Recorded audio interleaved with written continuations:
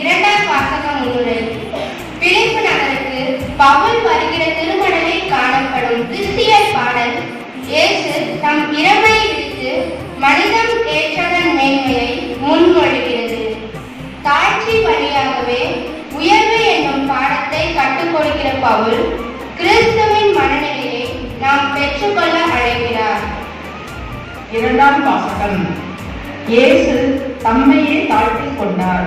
எனவே கடவுளும் அவரை மிகவே உயர்த்தினார். ஆகவே இயேசுவின் பெயருக்கு விண்ணவர் மன்னவர் கீழோர் அனைவரும் மண்டியிடுவர்.